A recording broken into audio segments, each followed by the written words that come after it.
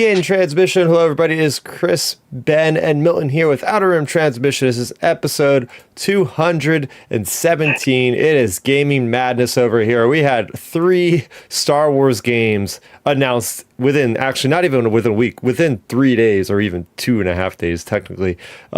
Plus, we have stuff about a 2027 viewing of the original Star Wars for the 50th anniversary.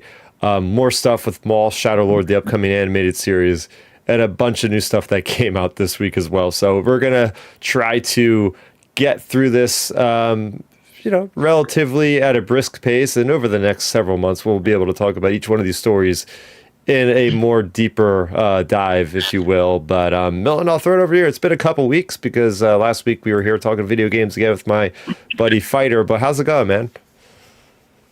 Good, man. I'm glad to be back on the podcast.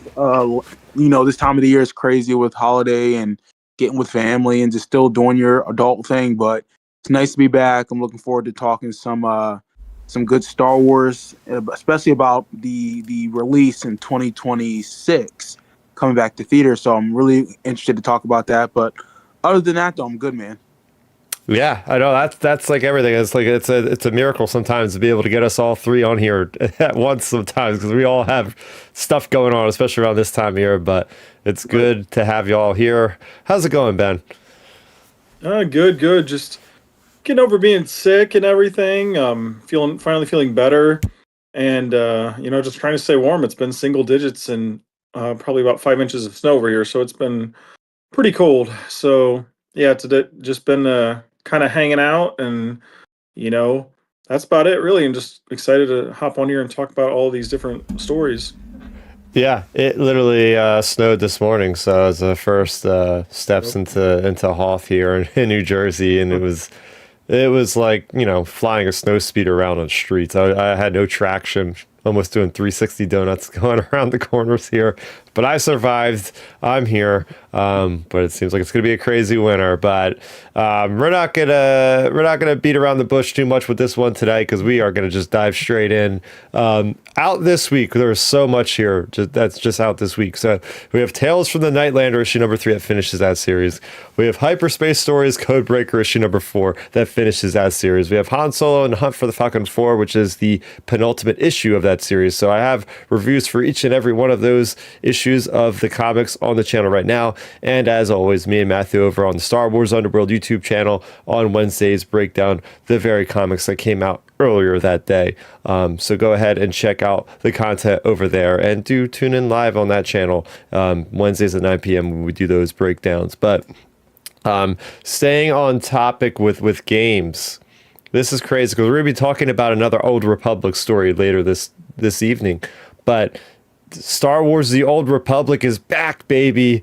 Yes, the game is back. It's been like literally a year and a half, Ben, since they had a story content drop. And it's not because of the developers' fault. It's the whole voice actor strike that happened that literally halted the game for over a year because they couldn't actually publish anything new due to the strike guidelines. So now that finally cleared, I'm able to jump back into the game and experience some stories. So there's like really cool stuff going on with Darth Malgus and Mandalorians and all that good stuff. So if you're a lapsed player, if you're looking forward to getting back in, now's a good time. They have a bunch of new things that I've never noticed in the game before, new mechanics and ways of interacting with the old planets that you haven't seen. So yeah, it was great. On I think it was Wednesday morning, got up and I was just cruising around Hoth, cruising around Tatooine. And I just was like, oh, this takes me back like almost 15 years ago when this game came out, because I was doing that a lot when that game came out. So yeah, it's an Old Republic. It's the only Legends continuing story that Lucasfilm actually allows, because this game has been going on since 2012. Well, you know why they continue it? Because people like Legends. Yep, there's a lot of great stories in there. Some of the best Star Wars stories, period, as we've always talk about on this channel. Yeah, and then another thing that released was a whole dang series on Disney Plus for the young generation out there. You got the Young Jedi Adventures season 3 out there. I watched it. and I think it's great for kids there that definitely with the parents. Like I could see the parents, relatives watching it with the young ones, getting something out of it. It was pretty cool that last episode, getting a glimpse in the future, seeing them all as Padawans now, not younglings anymore. With the now they have the Padawan braids, so I'll probably see them. We'll probably see them in another story or two in the future. Oh, and I did miss a comic. There was, speaking of Young Jedi Adventures, there was a compilation, like a trade paperback that contained two of the stories from Free Comic Book Day 2024 and 2025. Plus, they added a new story that had Buryaga and Nibosek from the High Republic. That was also released. So yeah, technically 4 issues, a Star Wars expansion, and a freaking TV series all released this week. So if you're crying that Star Wars is dead, yeah, you're living in a cave somewhere, because there's this content keeps on coming. So there you go. We're caught up on everything that came out this week. One last little bit of housekeeping here. We go live sporadically. I won't say weekly as much, especially as we're in more of a drought, but we'll definitely be back next week. But basically, long story short, is subscribe to youtube.com/StarRaptor, because then, especially if you hit that bell icon, you'll be notified when we go live. So go ahead, do that. And also subscribe to the podcast streaming platform of whatever your choice is. Just search Outer Rim Transmission, and we will deliver the episode to your streaming platform of choice, whether it be Apple, Spotify, whatever host you choose to use. So there you go. I know that Milton had mentioned he's, chopping at the bit to talk about this one. So first news story of the evening, the original cut of 1977's Star Wars is coming back for its 50th anniversary. That's right. We're not getting the special editions, people. We're actually getting the original cut. So, and this is going to be out. Is it on this article? I thought I seen it was going to be released in like February, but maybe you guys can fact check that for me. But anyway, yeah, I'll throw it over to you, Milton. What do you think about this news? Yeah, I'm excited, and sorry I got cut off the call somehow, but yeah, I'm excited. I'm glad to see that the original cut is coming back to theaters. I didn't realize this was going to happen. Well, this was announced, a couple weeks ago when they put this out there? One thing I will throw in there, because I think we mentioned it was 2026. It's 2027 when it's coming. 27. Okay, I gotcha. Yeah, for the 50th anniversary, Milton. Yes, that's right. Yeah. Because I saw this was on it popped up on my Instagram. Like I said, I think it was a couple weeks ago, and they said about the original cut. And I told myself, I've never seen, I know this for a fact, I've never seen the original Star Wars in theaters. I've always wanted to. Obviously, I saw the prequels, the sequels, but that's one thing I've never seen was the original Star Wars. So I think once this is announced, when the data comes out, when they start promoting it, excuse me, I'm going to make a point to try to see this in theater, because I think this is something that not just Star Wars fan, but I think any person who's a fan of cinema should experience. This is something that it changed pop culture. Yep. It changed the ways movies were made. George Lucas was a revolutionary, a pioneer. This property itself made movies what they are today. You can look to see how it's all the lineage of the current way movies were written and developed with the technologies and the sound and the CGIs. It all comes back to the original Star Wars. And obviously you look at, Industrial Light and Magic. It's the biggest influence when it comes to movie making today. So I think if you're a fan of cinema, if you're a fan of Star Wars, make a point to see this, because I know I will. And it'll be it'll be a fun experience, especially the original cut, without the special editions added to it, which I love that version of it. That's my version. But seeing this in theater the way it was meant to be at the time in 1977, you can't beat it. Yeah, thoughts on this, Ben? Yeah, I agree completely with everything Milton said. I think the big thing to underscore with what he was saying was, of course, if you're a Star Wars fan, you're probably going to find time to see it, especially if you're younger like all of us. But I think for film fans in general, these types of releases, I think are kind of essential to see in theaters, because they're historical pieces of cinema. That's how I felt back, back during 2020. We all knew what was going on back then, but our local theater, so it would stay in operation, I guess I would say. It was showing all the classics. Like I seen Jaws in theater. I Me seen too. Jurassic Park. Yep. Yeah, I seen Jurassic Park. I Right. seen Indiana Jones, Raiders of the Lost Ark. I seen all these old like 70s and 80s movies, classic movies. And then they even were doing like, they were showing like Harry Potter and different things. And like just seeing a lot of those historic pieces of cinema, I think are really important as a film fan. And like Star Mhm. Wars is one of those really important pieces of film, to get out there and check out. And of course, like for all of us, like hardcore fans, it's just great to get out there and see Star Wars in its original. I can't really say George Lucas's version because he always says that wasn't his Right. vision or whatever semantics he wants to say, but it was his vision when he was like 30 years old or whatever making the movie at the time. I mean, Right. so yeah, I mean it'll be cool to see what that movie looks like finally in theaters for the first time because I've seen. I mean, I guess I haven't seen the other 5 or 6 in their original versions either, just because we've only seen the special editions in theaters. Yeah, I mean, I've seen the original cuts. I remember they used to be on Yeah. the wasn't it? I know they were on VHS. Yep. It was like Well, it was a black box set. Yep. Remember those? Like I Yeah, remember watching those as a kid. Yep. I still have the original cut around the house here somewhere Mhm. on a VHS tape because my grandma rest her soul, but she was an old school pirater, guys. Like she legit like when they would show those, like Star Wars in the 80s, Mhm. they had VHS tapes that could record, the Yeah, screen essentially. And she literally was just pirating hundreds of movies, essentially making her own movies. So like I you feel had, so old.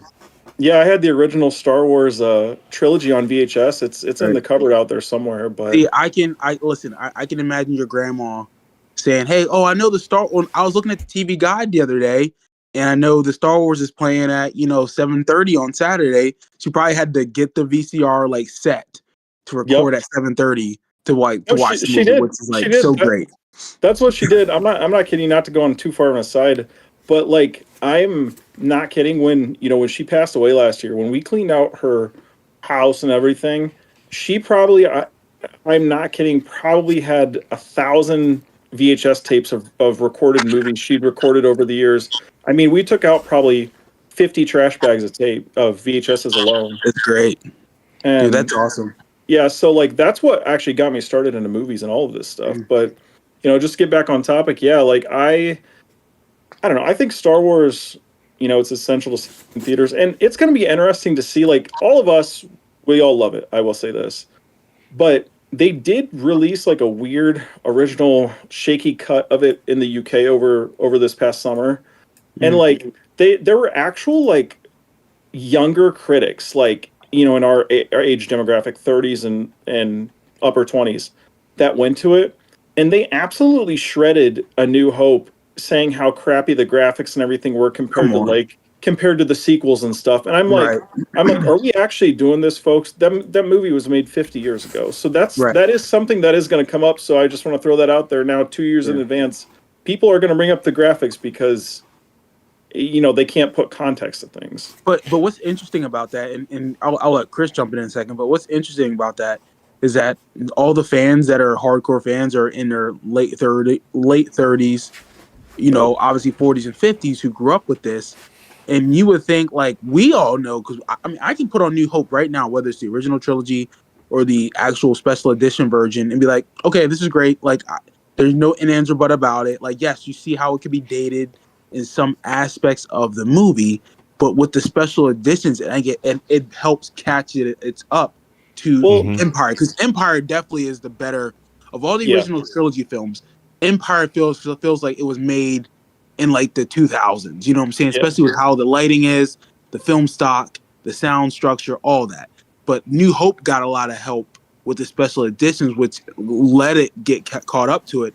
But it's like, to me as a fan, again, as a fan of this property, I dismiss like I don't care about that. It looks good Yep. the way it is. It works for the story. So to have younger fans who are critiquing it and saying, "Oh, the graphics are trash," blah And blah blah. It's like, again, I don't want to say they're not true fans, but it's like well, they don't really know what they're looking at right now, and appreciate it.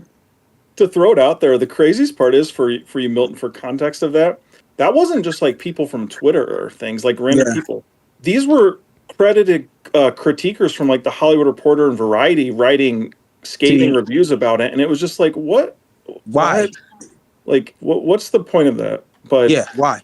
But yeah, so I don't know. I think it's going to be interesting. But what are your thoughts, Chris? Are you in? I'm sure your parents probably would want to go and see it since they haven't obviously seen it in theaters in 50 years or something. Yeah, I mean, definitely my mom.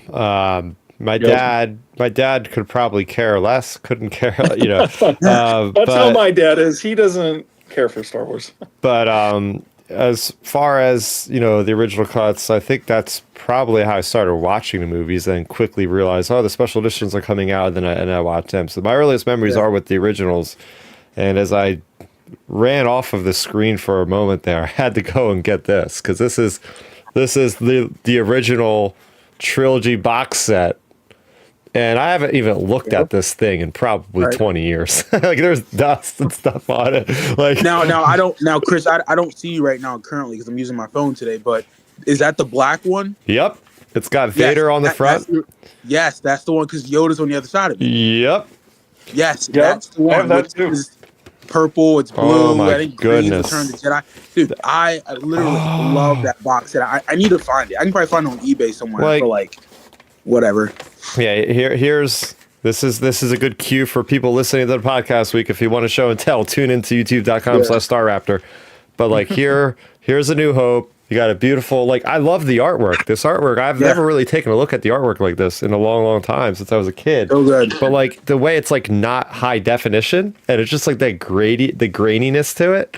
Like, oh my gosh, The Empire Strikes Back looks amazing because it's basically the stormtroopers with the AT-ATs. I've never even seen like that organization of art like that before.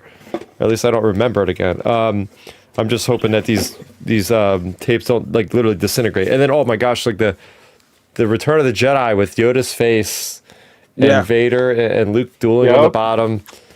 You got, I'm trying to do an audio description here. You got Luke and Leia swinging on the sail barge with Jabba the Hutt's inset picture with the little Ewok. It's like Yoda always creeped the heck out of me, like especially with those early cuts. Just that the way picture of Yoda as a kid creeped me out on that box. Yeah, I know exactly. To be honest. Yeah. I do want to read, while I have this out, I do want to read the little description on the back from George Lucas. He had written something on the back of the box set. So, the appeal of Star Wars has gone beyond anything I could have ever imagined. I am pleased that for the final video, I love this, for the final video release of Star Wars, it does say in its original version, we could present it with the best sound and picture quality yet available thanks to THX digital mastering. You guys remember that? Like the THX thing would come up before all the movies and it was like legit. It was like that, like that ratcheting up of the sound. It's great. And look at this. So like, like just thinking about that is so cool. And like, I don't know, man. I remember like obviously watching those, but then when I have the special editions gold box. Because remember they have the gold box. I got that as well. Box. I have the gold box, and in that beginning of each film, they did like a short, like 20 to 30 minute like documentary of the special edition and how they upgraded it and why they were upgrading it. Do you remember that? Oh yeah.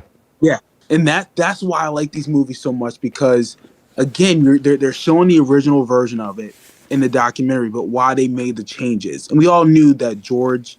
Yes, he's always said they were never like truly complete at the time. He always had a vision for it. The technology wasn't there, but I love that we still have these to touch and to see. Be like, okay, this is where he wanted to take it.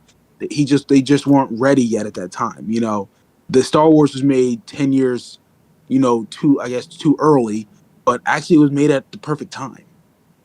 Yeah. Here's another quote, part of the same quote, the second paragraph here. In the years to come, I hope you, your children, and your children's children will enjoy not only this trilogy, but also the adventures yet to come in the continually unfolding Star Wars universe. George Lucas. Oh man, this guy's seen the future, because this is literally what's happening now. You have 3 generations of Star Wars fans now. The original trilogy, the prequels, and the sequels, all most of the time enjoying stuff. And it's cool because like he was thinking ahead. Like this, from what I can see, the fine print is so damn tiny. I almost need a magnifying glass. This looks like it was published, this set box that was published in 1995, which would have been about 2 years before special editions came out, and then another 4 years before the Phantom Menace. So yeah, he already had in his head like, yeah, I'm making Phantom Menace at this point. Think about this. George started working on the prequels. I think it was October of '94, so it was a year before that box set came out. Oh, okay, yeah. Yeah, because I just seen that clip pop up a few days ago.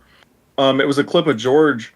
I think, like I said, I think it was October '94, where he was like, "Hey, this is like the first day I'm starting the the storyboarding for this new iteration of Star Wars, blah blah blah blah blah," and like and everything, and like him just talking about getting back into it. So yeah, that would have been a year for this release. Yeah, so that was awesome. Really great conversation. We could talk about this whole thing for an hour, because I can go on and on about this box set. Now I'm like, oh man, we got to spend the whole hour just talking about the artwork and everything that goes into making something like this. But moving it right along, speaking of something new, we're talking about the latest and greatest that's going to hit our TVs, phones, or whatever you watch Disney Plus on, because we are now talking about some more promotion for Maul Shadowlord. In the silence and in the shadows, that we haven't heard much of anything from this ever since Japan with Celebration.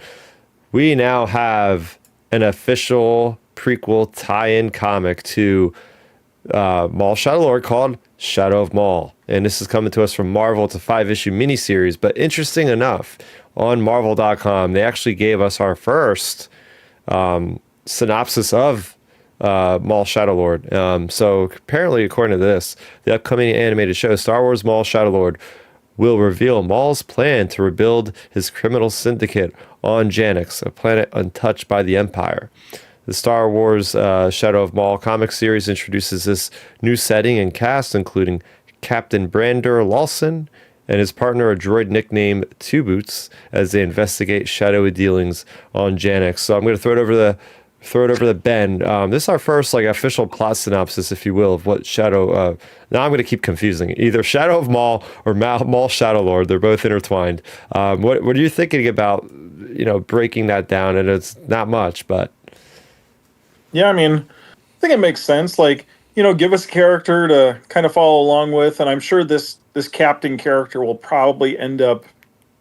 I'm sure he'll end up like dealing with Maul, like you know what I mean. We'll be like kind of seeing things through his eyes until like he interacts with Maul eventually in that run.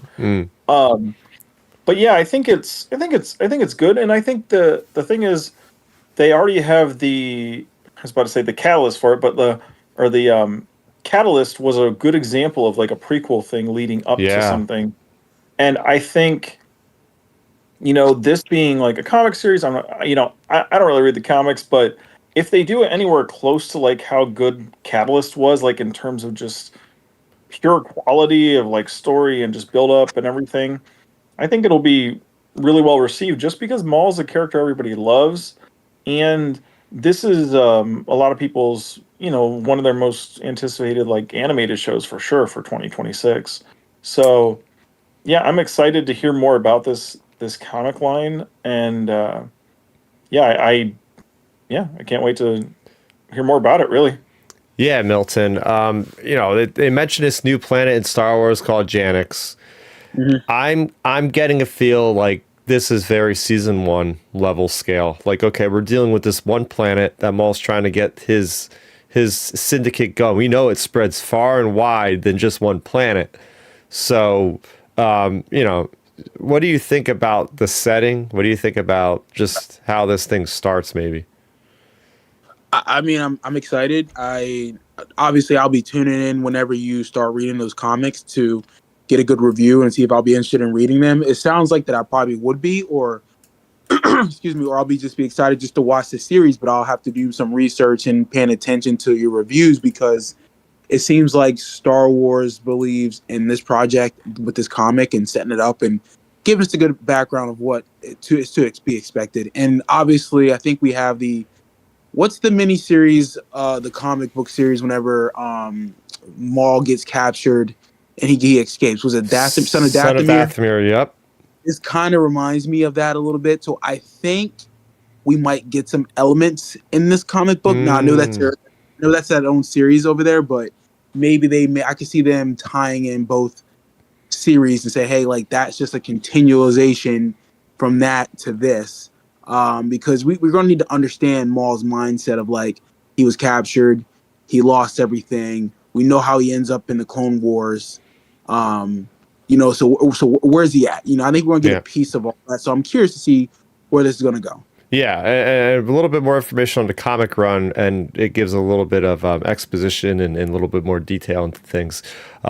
This is, again, from Marvel.com. Welcome to Janix, a neon-lit, shadow-soaked maze of a planet that lies beyond the reach of the Empire.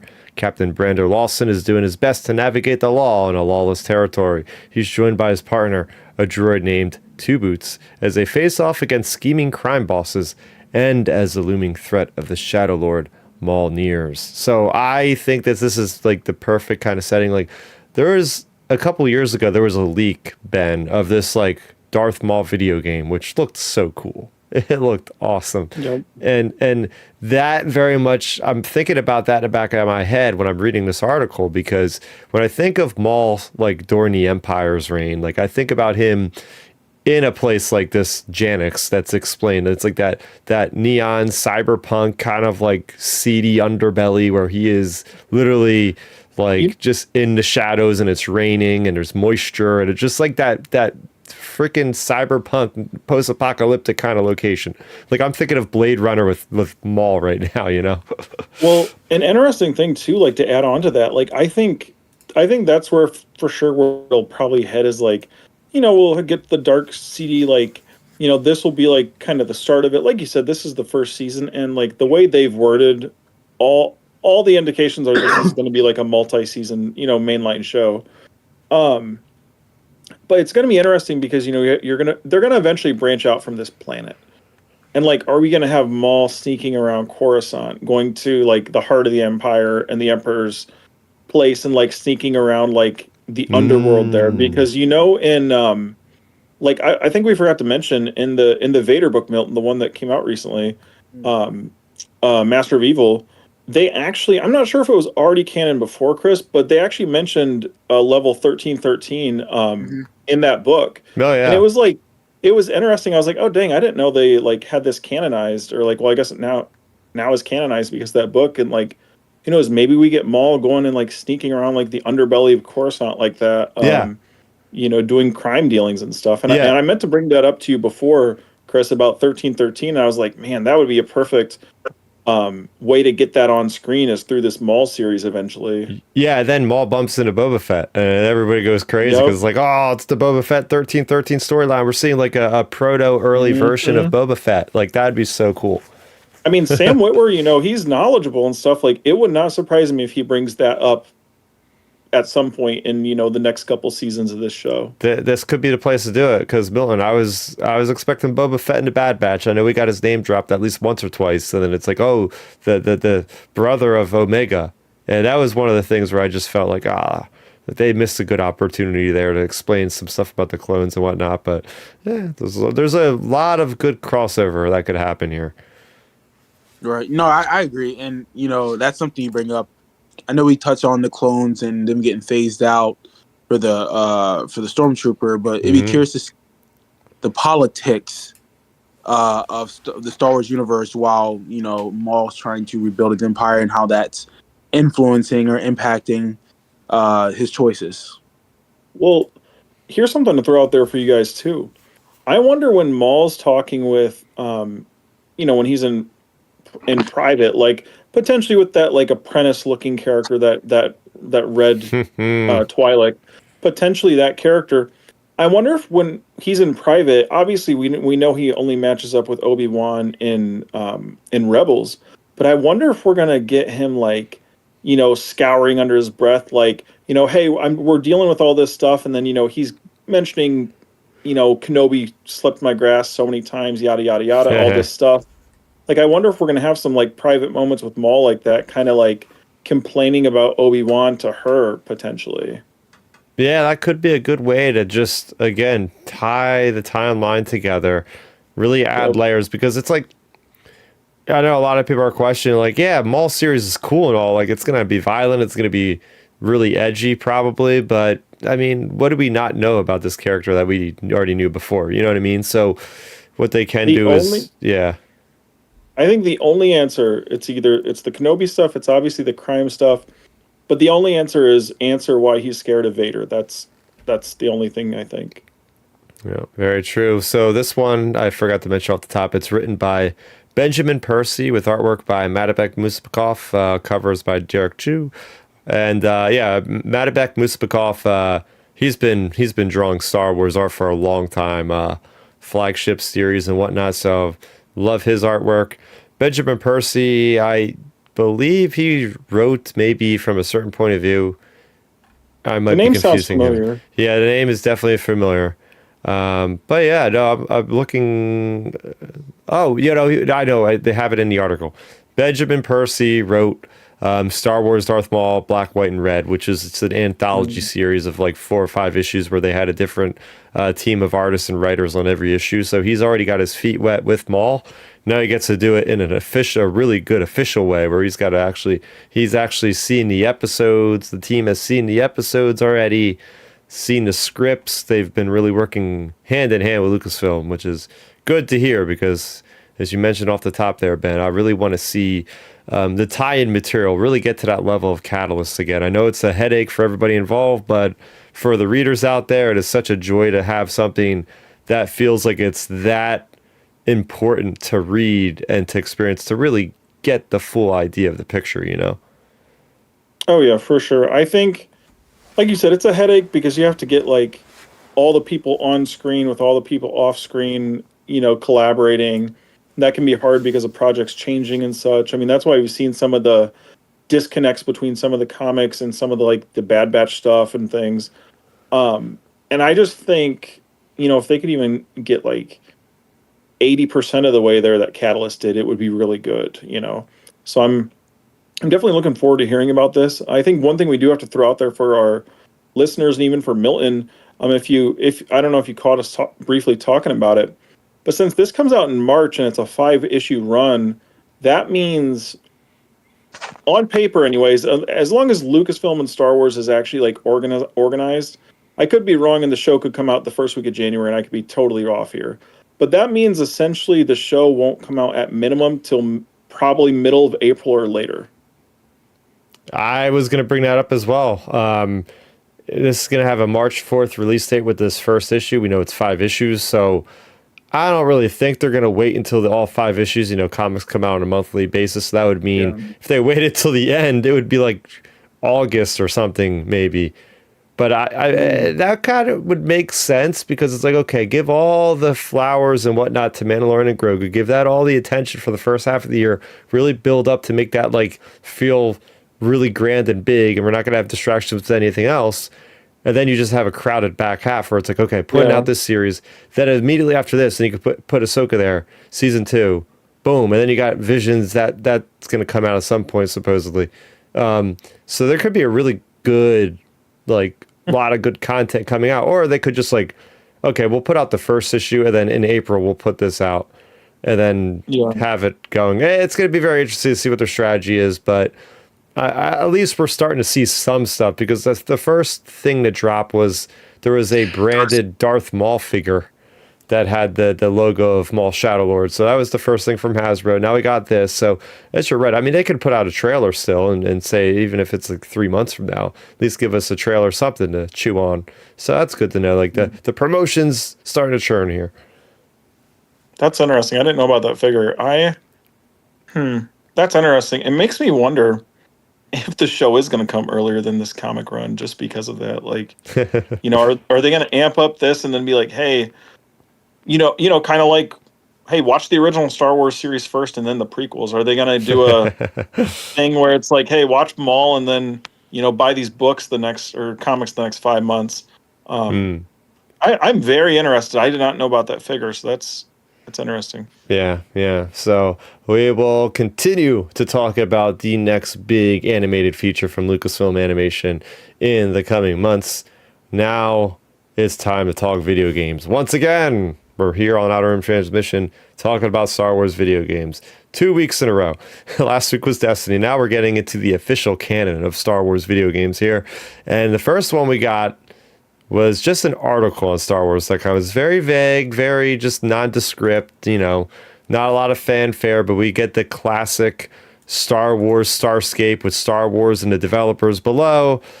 All hands on deck for a new Star Wars collectible card game. This one's brought to us from 036 Studios and CCG Lab, teaming up with Lucasfilm Games. There's really not a lot to go on by this at all, but what I can glean from it is this is maybe perhaps Star Wars' take on Hearthstone from Blizzard, which was the king of online trading card games, battling games. Hearthstone, of course, made with World of Warcraft characters, was out back when I was in college over 10 years ago. So obviously that whole thing has been going on for a long, long time. And it's interesting, though, because you also have a game that I currently play that I talk about from time to time called Star Wars Unlimited, and that is the Magic the Gathering version of Star Wars, and that is a legit card game, physical release where you have cards you're flipping through, shuffling, whatnot. This is not affiliated with Star Wars Unlimited. This is a brand new team that's being built to create this game. So, I mean, right off the top here, we're going to be talking about 3 completely different styles of video games, and I think that is something to be celebrated. It's great to get the big first-person shooters, stuff like that, but it's also cool to get games like this, to get games like Squadrons, which are going to be relatively niche, to get games like Zero Company that's hopefully still coming out next year, that's, again, more tactical, more hardcore for the gamer, I guess you could say. So Lucasfilm is again kind of going out, and it's interesting because these are not big developers, these are not big publishers, and that's a commonality that we'll be talking about for the next 3 games here. Is like they are kind of getting these smaller teams and maybe starting them up to work specifically on these Star Wars games, which can only mean a good thing because that means less interference from things like EA and Ubisoft and things like that have a much larger stakes than some of these more independent studios and whatnot. But yeah, I mean, I know this isn't really in your wheelhouse, Milton and Ben, but I don't know if you have anything to say about this. So is this kind of like, you might have mentioned it, is it like Magic the Gathering or like Dungeons and Dragons type stuff? Yeah, I think it's like Magic the Gathering, where it's like you're going to have one versus another person. You're going to get packs you're going to open up virtually. They're going to have cards. You're going to put a deck together, custom make it, and then you'll just like battle your cards. We don't know how any of that's going to work or function. That's like the bare minimum that we know right now. So, okay. Yeah, I mean, like, I'm not really, was never into that stuff growing up as a kid. I know a lot of friends that were, and I also think of like, was it Pokemon and all that, like Yu-Gi-Oh! Now, I have seen people play those type of games, and I can see the appeal to it. So, I mean, if Star Wars is making that transition into that world, it makes sense because it's still very popular with other IPs. Oh, yeah. I think Star Wars can learn from different properties on what not to do and to be successful with this. So, I think it works. I think it can work. So yeah, that's pretty much my thoughts on it. Yeah, it's going to be on mobile. It's going to be on Android, iOS. It's going to be on PC. More current games out there that are specifically catered to this sort of thing on mobile. And now that I've been thinking about it, you have there's a Marvel card game that I was addicted to for a couple weeks there. That was really fun to play. You also have like I said, Hearthstone. You have the Pokemon TCG. My buddy plays the Pokemon TCG game. The Pokemon TCG. Yeah, so that means trading card game. But the thing is, this is a money printing machine for Lucasfilm. Like you get these packs, and there's from what I played for the Pokemon one, like you could play the game completely free and enjoy it. But then you can also spend boatloads of real money on these packs and all these other things.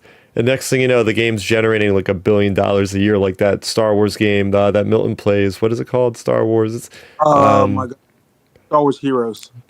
Galaxy of Heroes. Yeah, Galaxy like Heroes. Yeah. that's like a money printing machine for like EA. Playing it for like 8 years. Yeah. See. Yep. So that's the thing. It's another, but I mean, hopefully it's a fun game. Hopefully it just doesn't feel like a cash grab. Hopefully it actually is fun and enjoyable. I will, of course, talk about it when it comes out. Something that I just did not expect. Okay, so to give you guys context, on Thursday night, we had the Game Awards, which is annually every December. It's an award ceremony show. We get Game of the Year, all these sort of things. But then we also have a lot of these big trailers, big reveals. We had 2 Star Wars games revealed in the course of 3 hours, which was just insane. That's never happened before. And the first thing we get is this brand new racing game called Star Wars Galactic Racer. Ben, did you check out the trailer for this one?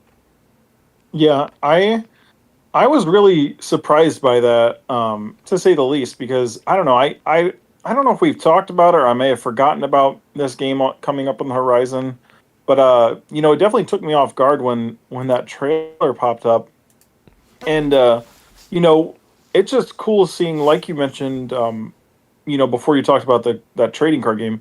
It's cool seeing the variety of games we're getting from Star Wars gaming in general. So I think that was honestly like one of the biggest things. And like, of course, the first thing when you see like the title, it brings you back to like the old Pod Racer games and things like that. So yeah, I definitely am interested to check this game out. I don't recall, when did it say it's getting released? Next year. Next year? Oh dang. Yeah. Yeah, man. Dang, that's crazy. So I did not realize it was that we early. could potentially be getting 2 Star Wars games next year. Zero Company's still targeting next year. We haven't heard anything otherwise from them. And then, of course, this game. So, yeah, incredible stuff. But, Milton, did you get a chance to check out any information or the trailer on this one as well? Which one's this one again? This is Galactic Racer. No, I haven't. Well, except for what you guys posted. Haven't seen the trailer yet. I was looking at the article earlier today. I'm curious to see if this is going to be successful. You guys know how I feel about the Star Wars games in general over the last 10 years. However, I'm willing to give it a shot. From what I'm reading right now, I mean, it looks interesting. It's kind of like, I don't know. It's a Galactic Racer. Is that what it's called? Yeah. I'm interested to see it. I mean, I can't say it's trash. It looks good from what I'm seeing from the clip, from what I'm reading right now. I was never a racing type game person too much, but this looks kind of okay with what I'm reading. The graphics are gorgeous. I mean, if this is what the game footage is going to look like, it's gorgeous as I'm looking through this article now. I think the big thing with a game like this is if they have like even like a mode in it, Chris, I'm not sure. I didn't dive too far into it. But if they have like some sort of multiplayer couch mode, because like the thing is with racing games, in my opinion, I think they're peak when you can be like hanging out with your buddies and be like, let's fire up Galactic Racer and like race around, like, because that's back in the day, like I think the game I played the most that was non-Star Wars or Halo or things like that or Pokemon or whatever. Like in terms of racing, it was always actually Diddy Kong Racing on Nintendo 64 because that game, we just fire that up and play that for a couple of hours, and it was just you can just pick a game up like that and go. And like if you can have an offline mode with this where you can play with like people hanging out, like I think that would be ideal. Oh yeah. So when Jeff Keighley, whatever you want to call him, the master of ceremonies at Game Awards, he's the one that wrangles and puts together all the things and is the big guy on stage most of the time there. He set up this trailer without me even knowing what the hell was going to happen. Because he mentioned 2 game developer iconic games. He had mentioned, we got a game coming out from the makers of Need for Speed and Burnout series.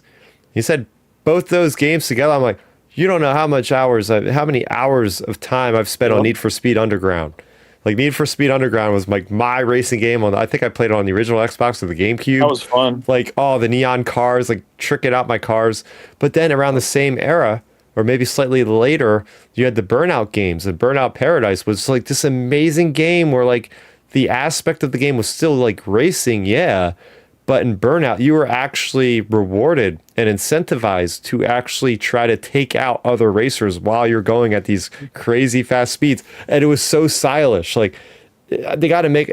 I'm wondering what happened to these developers. And like, this makes so much sense. They're making a freaking Star Wars game because in the trailer, the same stuff that I was doing in Burnout was happening in the trailer. Like, you see these guys racing and they're like literally like killing people. Like they're basically pushing these cars into walls and giant explosions are happening and chaos.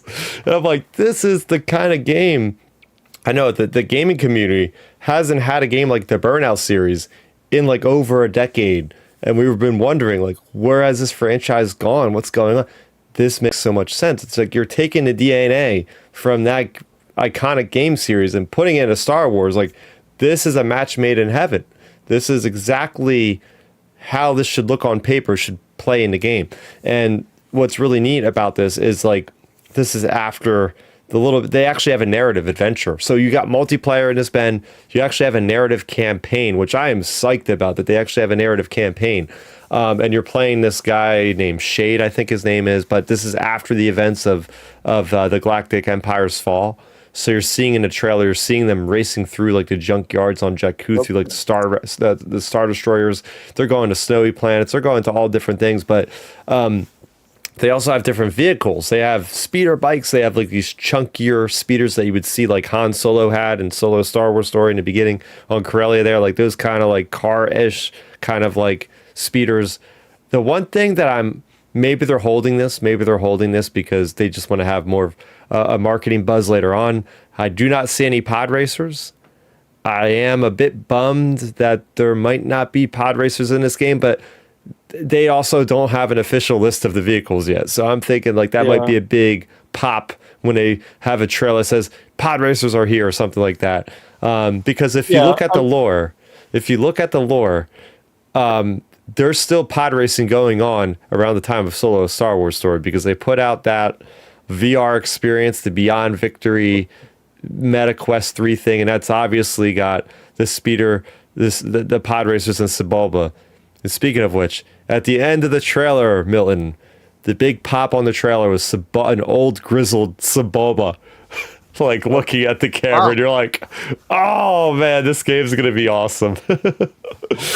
I'll definitely watch the trailer. Like, I like to see there too. Like, I mean, we're gonna talk about the next game in a minute, but I am looking to see that there is a trailer attached to this article, so I will be checking it out after the podcast. See, my thing with that's why I think there's going to be pod racers in it at some point, because, you know, imagine, Chris, like, you get through, I could easily see this playing out in a way where, you know, you're playing the campaign and, you know, you end up back on Tatooine for like one final race against Sebulba or something or another, you know, and you kind of like follow the track where they did it. They gotta have that, you know.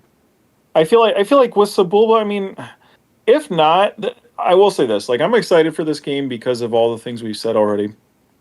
But if not, just like many other Star Wars projects, you set yourself up for questions of like, wait, why didn't you just include pod racers? Or why didn't you include, you know, things like that? So like, it's just little things like that is where, you know, gamers start to question, where it's like, hey, why didn't you include this or that, when, you know, stuff that's kind of obvious. So I'm looking forward to it, though. Like, the more I think about this game, guys, the more potential I see in this game, because you literally can keep this game going for like 5 to 10 years. If you want to make this a live service game, this is the perfect model.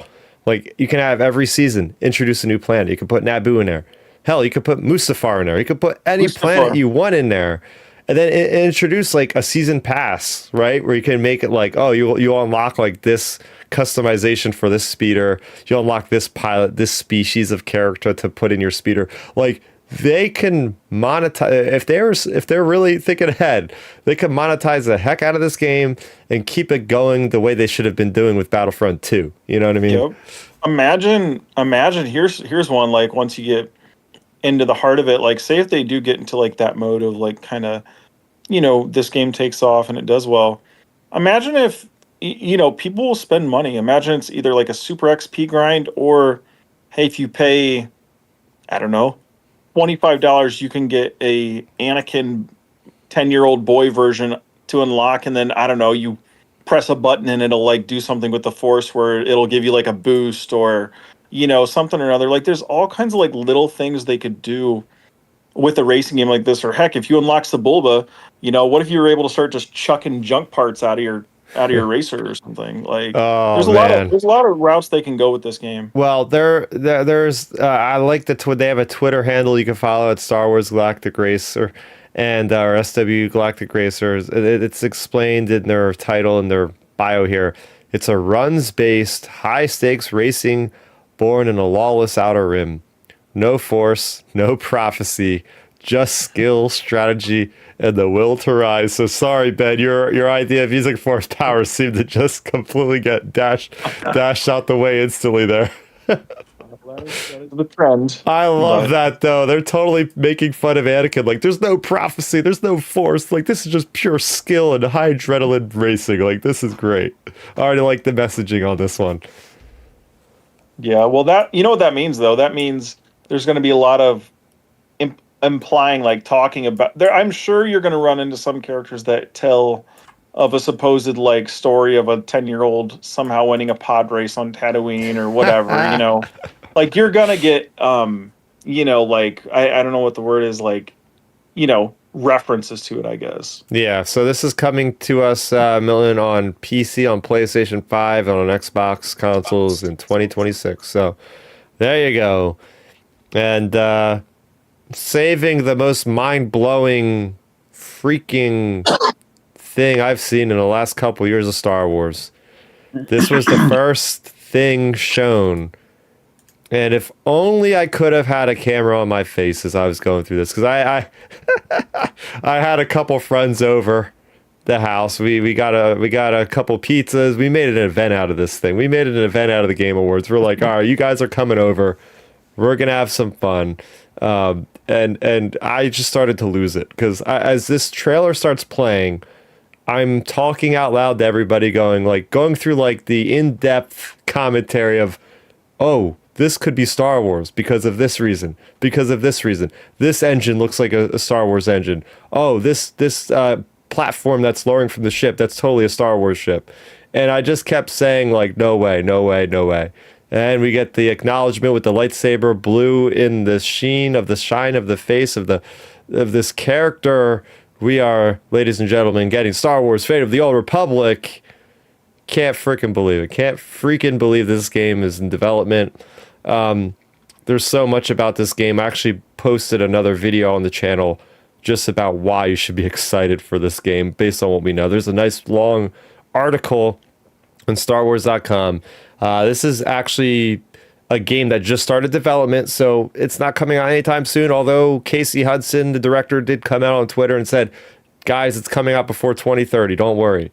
I'm like, okay, that's a strong statement there, considering you guys are just starting 6 months ago in this game, and you don't even have the studio hired yet. But I will stay optimistic. Ben, you want to say something on that? So it's coming out December 31st, 2024 at 11:59.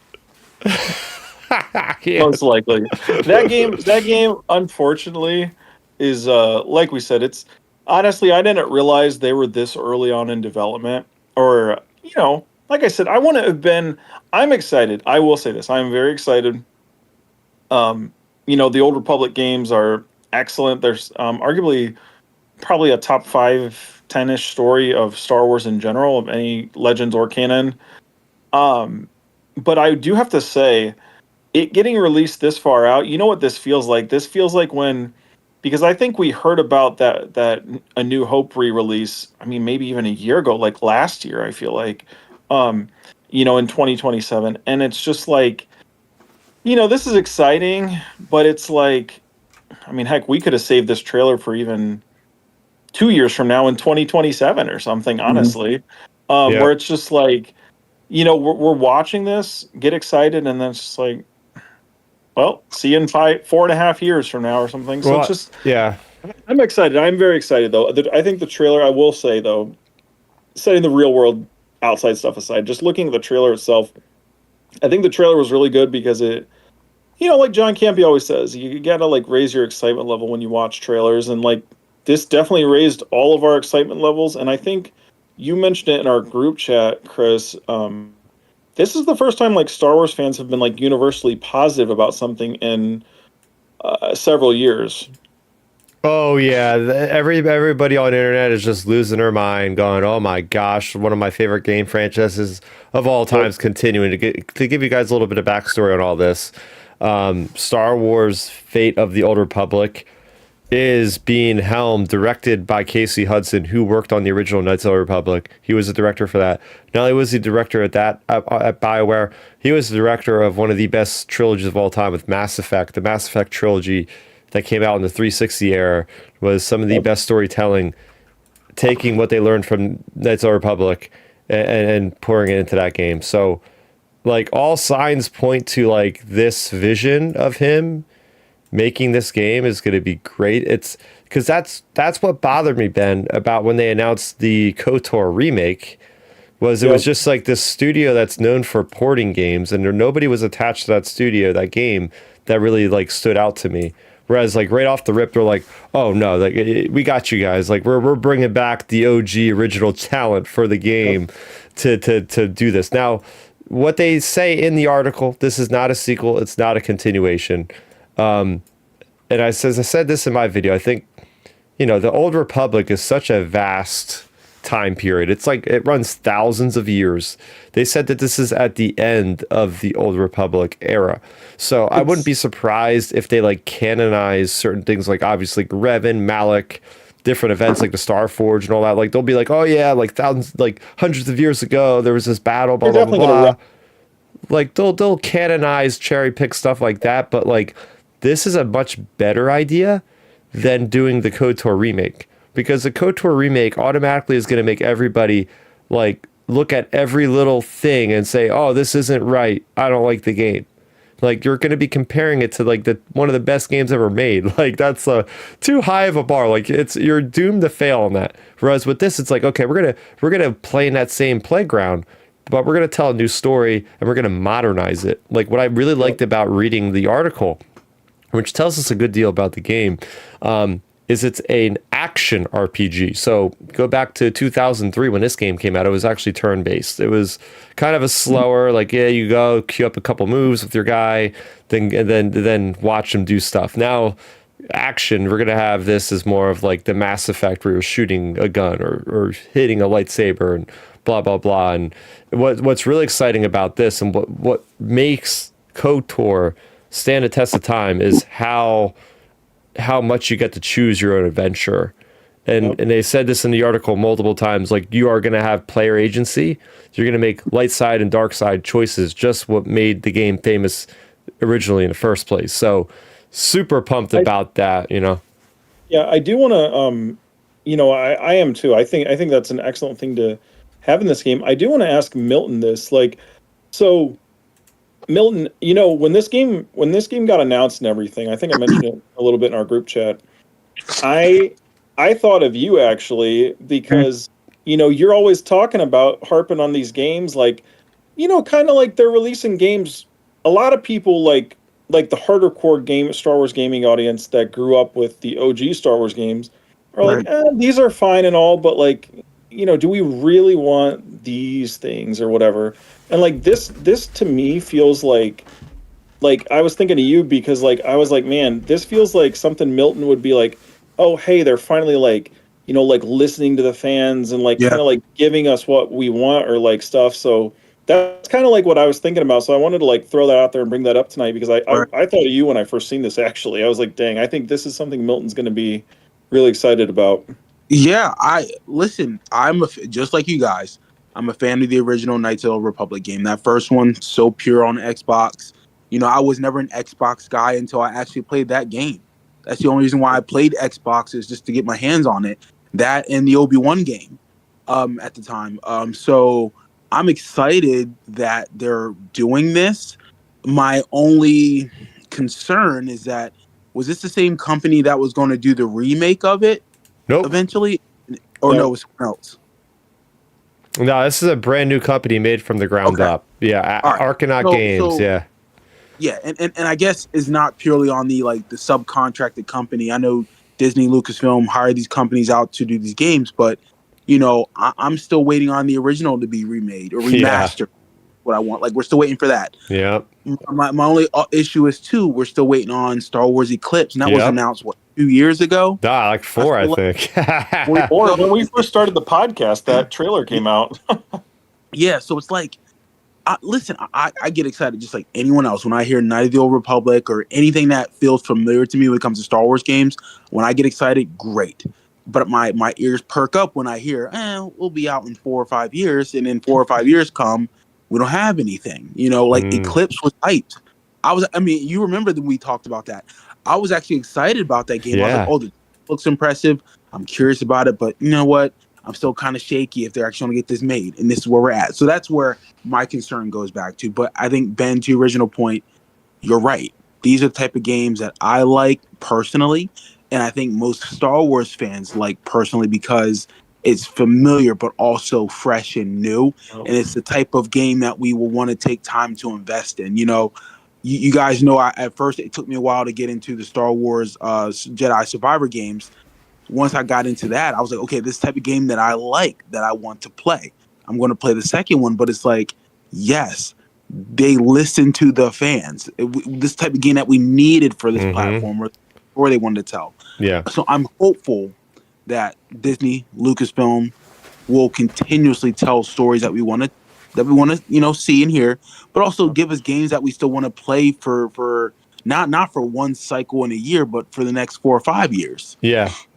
Now, I was going to ask you, Chris, to throw in there too. Just talking about the cycle and when this is coming out and everything. Do you think? I mean, you're way more tapped into the gaming stuff than I think either me or Milton. I can confidently say. Do you think this game could be? I mean, obviously they're going to have it on next gen right now or current gen right now. Could this game be in that first range? Are we going to be on PlayStation 6 and the next Xbox, do you think, within 5 years from now? Because that was something I was thinking of too. Man, this could be the next gen big game or something. You know what I mean? So I was going to ask you that in our group chat, and I'm glad I saved it for here, because I feel like you're more educated than a lot of folks are with gaming. For sure, yeah. So 2020 was the release of the PS5 and the Xbox Series S and X. Xbox, at least we've heard a lot of credible sources saying 2027 is when we're getting the next Xbox. Because, honestly, by then it'll have been 7 years. So that's about average. We're usually seeing console cycles anywhere between 5 and 8 years. So that'd be kind of right in the zone where they're going to start. Now, it's a whole other thing to be have we really seen a next-gen game? There hasn't been that big, crazy game until Grand Theft Auto 6 next year. Will be the one game that'll warrant us having the hardware. But maybe this could be that game. Maybe this could be the reason why you'd want to go out and buy PS6 or an Xbox, whatever the next Xbox is. That could be the killer app to be I need to build a new computer or I need to buy a new system to be able to play this game, because that's what I had to do to get the Xbox. I see Knights of the Republic. I went over to my friend's house one time and I said, all right, I got to start saving all my money to buy this system because I need to have this game, after looking in GamePro magazine at 12 years old, seeing these screenshots, not even trailers, going, oh my God, there's this HK droid and there's this Rodian and there's this other guy with a lightsaber. I need to play this game. So, you got that going on. So yeah, it's a big, long endeavor.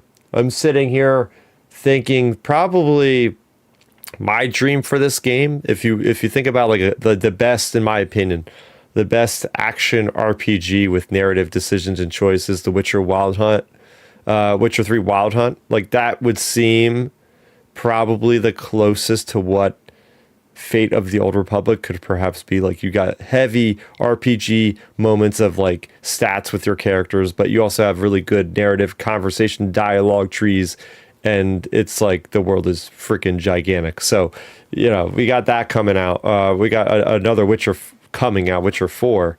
So, that'll be interesting. It's like, what's going to come out first, Witcher 4 or Fate of the Old Republic? Either way, I'm going to be a happy camper whenever either of those games come out in the next generation. So, Yeah, I mean, I agree. I think it's going to be a really good time once they do. And an interesting thing too, like keep in mind, I mean, if it does come out around 2030, that is supposed to be that like 2030, 31. God, I can't believe I'm talking about 6 years from now, but that's supposed to be kind of around that range when like James Mangold's supposed to do his like Old Republic thing, his old movie. So maybe there's some sort of like tie-in, yeah.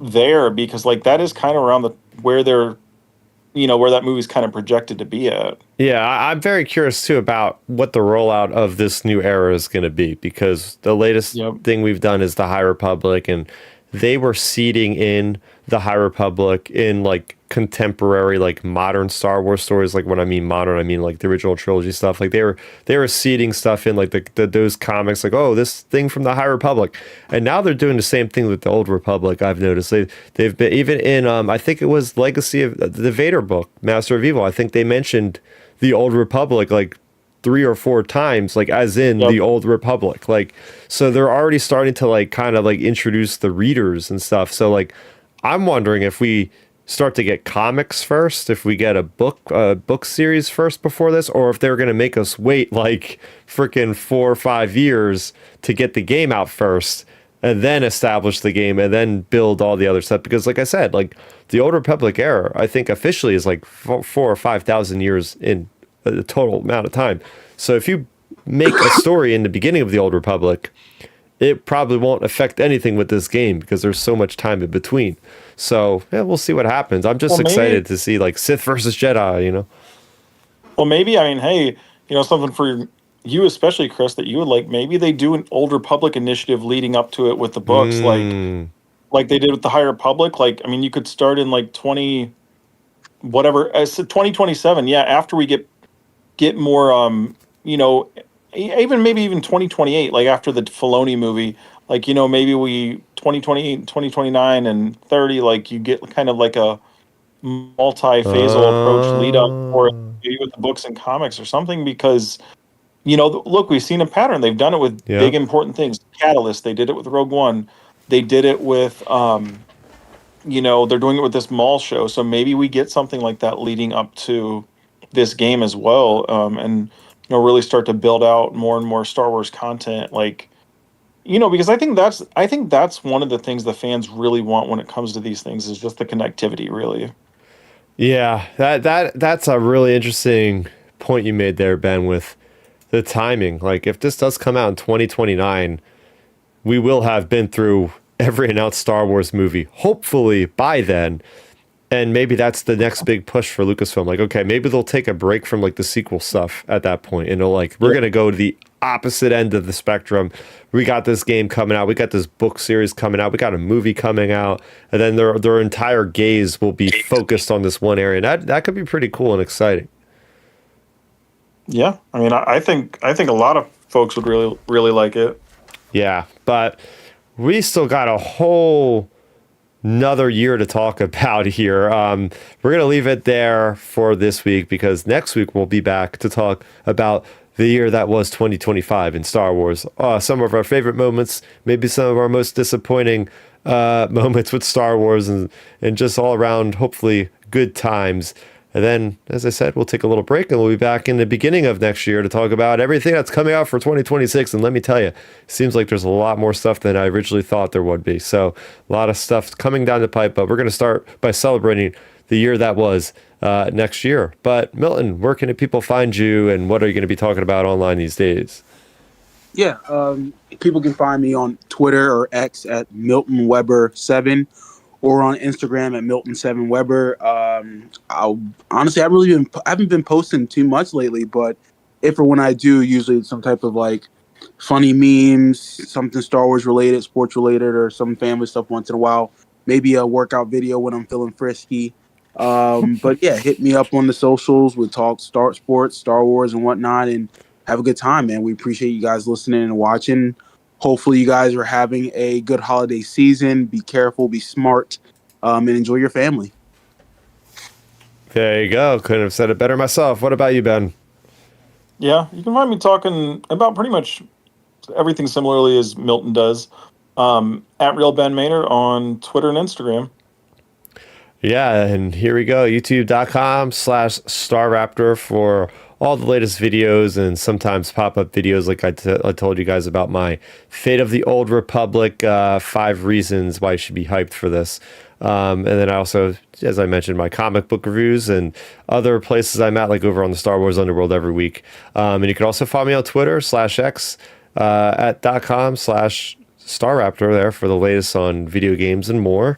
And of course, download us on any podcast streaming app, and please give us a positive rating to help spread the excitement about this show, Outer Room Transmission, that we have now done 217 episodes of. So for Milton, for Ben, for I, Chris, aka Startup, that's going to do it for our gaming-centric episode of the month here, of the year. That's going to do it for us. Thanks for watching. May the force be with you always. End transmission.